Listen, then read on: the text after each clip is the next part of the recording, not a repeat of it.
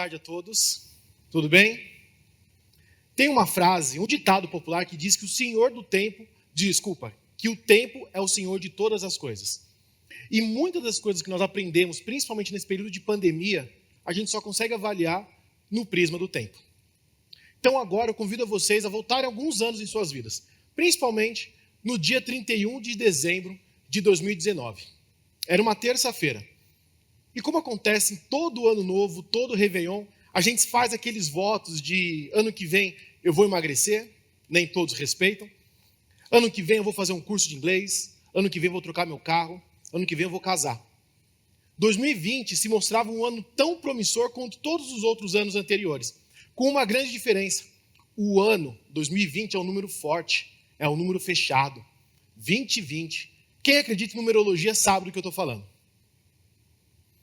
Mas eis que nós chegamos no 76º dia do ano de 2020. Mais especificamente, uma segunda-feira, dia 16 de março.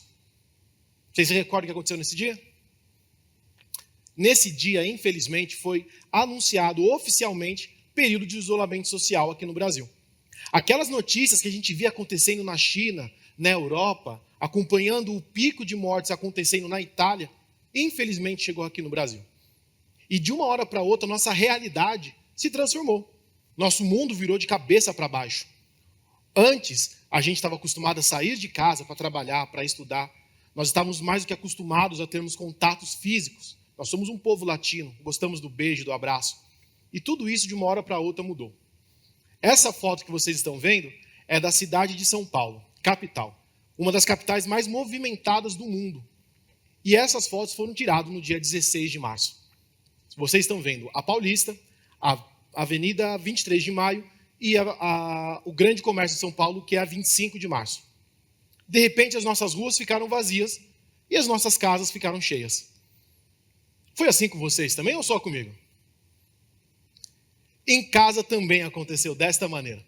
Essa foto foi no dia 16 de março. Foi o primeiro dia em que as escolas estavam fechadas. Ninguém estava preparado para o que ia vir. Ninguém sabia como cuidar dos nossos pequenininhos. E, de repente, nós nos vimos assim, cuidando de duas crianças, ensinando elas, no papel de professores, e, além de professores, tendo que ser profissionais também. As empresas fecharam, mas os negócios não pararam. Os pequenos e grandes negócios, independente do tamanho, sofreram com esse impacto.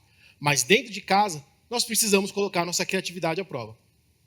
Aqui, nessa foto, a minha esposa, que está aqui comigo, com os meus filhos, ela não sabia, como eu também não sabia, quanto tempo nós ficaríamos dentro de casa. Num primeiro momento, a expectativa era de 5 dias, passaram para 15 dias, passaram para um mês, nós ficamos nessa por 2 anos. E essa imagem se tornou cada vez mais comum, cada vez mais presente no nosso dia a dia.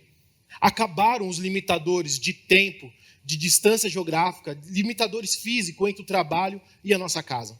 Não existia mais barreira que nos separavam da escola. Não existia mais um professor que intermediasse aquilo que a gente fazia dentro de casa com o que as crianças aprendiam na escola. De repente, essa cena se tornou mais comum, mais vivente, e quem fez qualquer tipo de reunião nas redes sociais ao longo desses últimos 2 anos, com certeza viu ou participou de alguma reunião com algum colega de trabalho com o filho no colo. E a partir dessa imagem eu percebi que existiam 3 situações que a gente poderia explorar de uma maneira mais especial, com um olhar mais atento. Primeiro foi a possibilidade de nós trabalharmos dentro de casa. Novamente, eu vim de São Paulo, capital, uma cidade que o trânsito come 40%, 30% do meu dia. Eu passava mais tempo preso no trânsito do que com os meus filhos. Essa possibilidade de trabalhar de dentro de casa, procurando trazer dessa situação, que foi uma situação muito conflituosa internamente para todos nós, algo positivo, me transformou numa oportunidade. A oportunidade de passar mais tempo com meus filhos. O tempo que eu passava dentro do trânsito, dentro do transporte público, passando estresse na rua, eu poderia estar mais próximo das minhas crianças. Mas isso me trouxe uma grande responsabilidade também. Como aproveitar esse tempo para criar conexões verdadeiras com meus filhos? Se a pandemia foi algo que nos pegou a todos de surpresa, e nós que estamos aqui somos adultos, alguns pais, outros não, mas todos nós sabemos da complexidade do mundo social, Imagina os pequenininhos de 3, 4, 5 anos de idade. Pois é, essa responsabilidade foi o meu motivador, foi o motor que me fez pensar em como aproveitar deste momento para me capacitar e capacitar eles também. Então, no primeiro momento, eu tinha todos aqueles anseios individuais e que eu acredito que afetam a todos nós. Nesse prisma que eu apresentei, eu coloco alguns dos fatores que todos nós temos essa preocupação de desenvolver. Desenvolver o lado profissional, mas o lado pessoal também. Como eu faço, como eu convivo com o lado social, com a comunidade, mas também o meu cuidado individual comigo mesmo. A questão do físico, do mental, enfim, emocional, espiritual. Então aqui é um slide onde eu mostro qual é o impacto que o mundo tem sobre mim. Qual é o impacto que o mundo traz sobre a minha pessoa. Só que o período da pandemia me mostrou que eu preciso me importar também com o impacto que eu causo no mundo. E ao mesmo tempo que eu olhava para o mundo corporativo, onde eu trabalhava, e trabalho até hoje, um mundo onde os profissionais buscam trabalhar por propósito, buscam o reconhecimento, seja das suas lideranças ou da sua equipe, uma valorização cada vez maior, e não estou falando só da valorização financeira, mas também da valorização financeira e autonomia. Eu, como pai de família, olhava para dentro dos lares e via que as crianças e os adolescentes também estavam cada vez mais ansiosos, depressivos, solitários, numa infinidade de redes sociais. E por mais que todas as crianças e adolescentes hoje tenham um celular, um smartphone, uma rede social, muitas vezes a gente encontrava eles incomunicáveis dentro de casa. E aí eu pensei comigo, falei, poxa vida, está aí algo que a gente precisa olhar com mais atenção. Como eu consigo aproveitar esse período de isolamento social para me capacitar pessoalmente e profissionalmente, mas sem esquecer daqueles que eu estou preparando para o mundo. Quem que poderia me inspirar? Quem que eu poderia me espelhar a respeito disso? E aí eu acredito que vocês conheçam esse rapaz aqui. Esse aqui é o Barack Obama. Foi presidente dos Estados Unidos entre 2009 e 2017. Neste período, as filhas dele, a Malia e a Sasha, elas tinham entre 10 e 8 anos. Óbvio que elas foram crescendo. Idades muito próximas dos meus filhos hoje.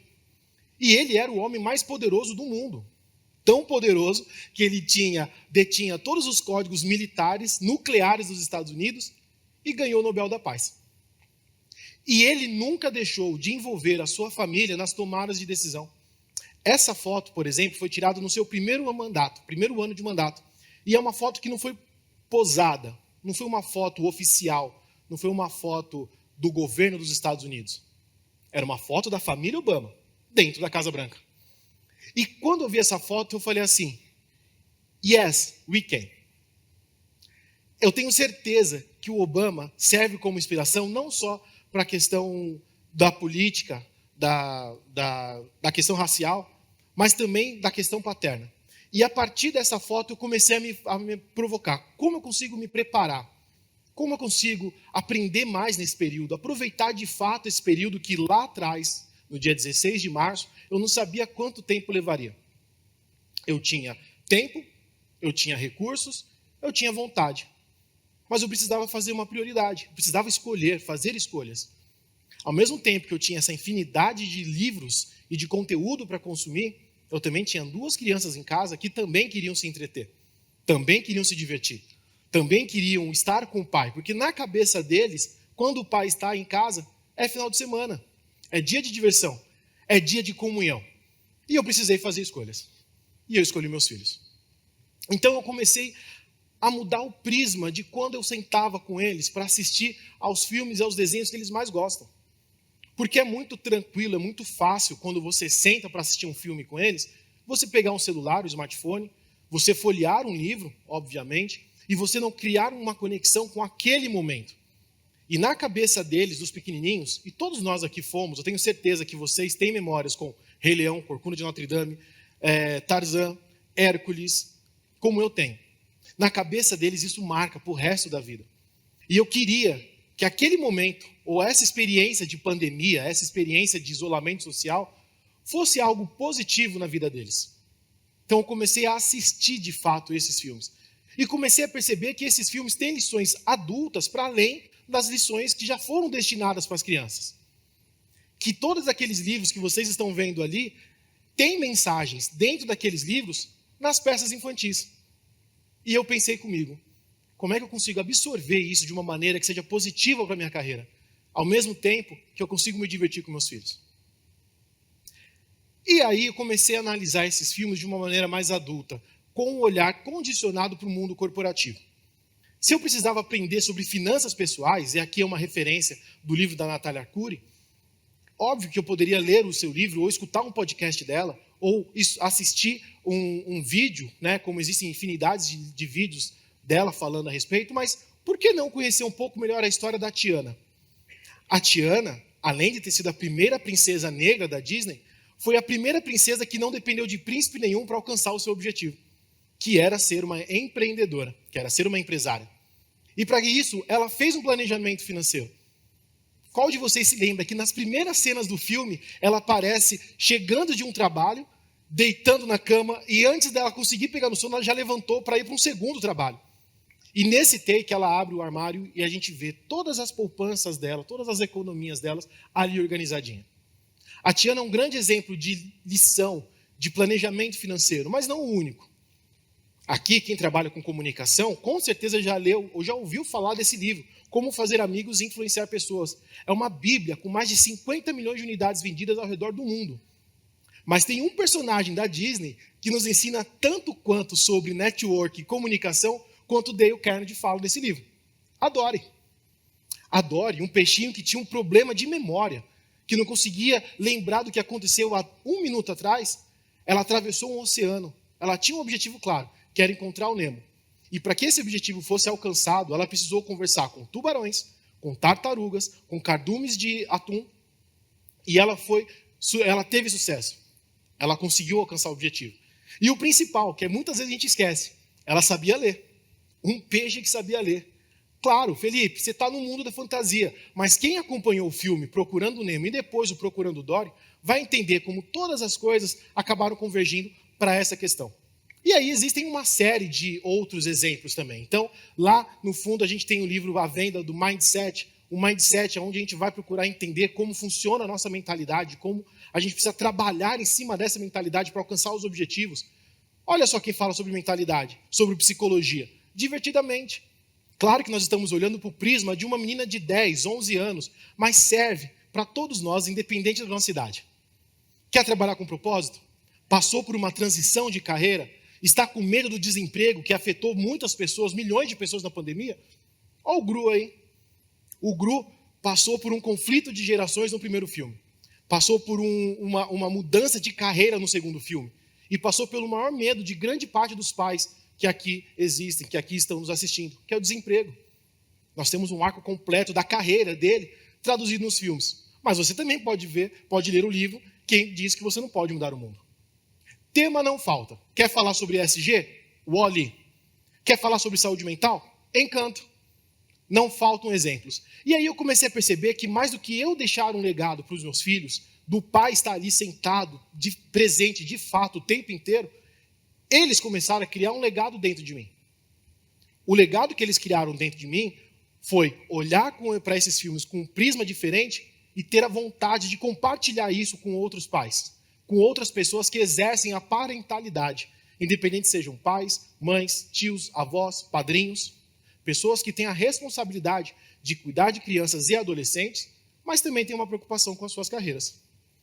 E a partir deste legado que eles criaram em mim, foi que eu estou aqui no TEDx falando com vocês. O projeto Pode Pai, que é um canal do YouTube que eu criei, me possibilitou chegar a lugares que eu não imaginava. Eu tive a oportunidade de fazer uma live com o Lázaro Ramos. Eu participei de um jantar onde eu tive a oportunidade de apresentar o meu projeto para ninguém mais, ninguém menos que Lewis Hamilton. E assim, pensando em legado, que essa frase me veio à mente. Legado vai além do que a gente deixa para as pessoas. Legado é o que a gente deixa nas pessoas. Legado é aquilo que as pessoas vão nos lembrar durante um bom tempo, uma infinitude de tempo. Legado é aquilo que a gente constrói diariamente, e não só o que eu entrego no ato da minha morte ou quando eu preciso me desligar de alguma forma, seja de uma empresa ou de uma relação familiar. O legado que eles deixaram em mim, que os meus filhos me ensinaram, é que a prioridade deve sempre ser a família. E sendo essa a prioridade, muitas coisas profissionais chegaram até mim, pelo simples fato de eu ter virado a tela do celular para baixo, na mesa. pelo simples fato de eu escolher não assistir a um vídeo ou a ler um livro, e sim assistir a um filme, a um desenho, durante 1h30, 2 horas com meus filhos. Isso, com certeza, estará marcado na vida deles. Tenho certeza absoluta que quando eles estiverem lá com seus 18, 20, 30, 40, 50 anos, eles serão memórias positivas desse período, que foi um período tão tenebroso, um período que nós ficamos 2 anos dentro de casa, um período onde nós perdemos 680 mil vidas, mas eles têm uma memória positiva no núcleo familiar. E eu encerro essa conversa com uma pergunta muito simples para vocês. Qual é o legado que vocês estão deixando? Não estou falando só dos filhos, tá? Não estou falando só da relação entre pais e filhos, ou entre adultos e crianças, mas qual é o legado que vocês estão deixando para o mundo? Como vocês estão construindo esse legado no dia a dia? Como vocês estão marcando as pessoas? Como as pessoas estão te marcando? Como vocês permitem que as pessoas te marquem? Eu fiz a minha escolha. O meu legado está sendo construído numa via dupla. Eu deixei uma marca neles, mas eu permiti que eles deixassem uma marca em mim. E eu espero do fundo do meu coração que essa minha fala tenha deixado uma marca no coração de vocês também. Meu muito obrigado.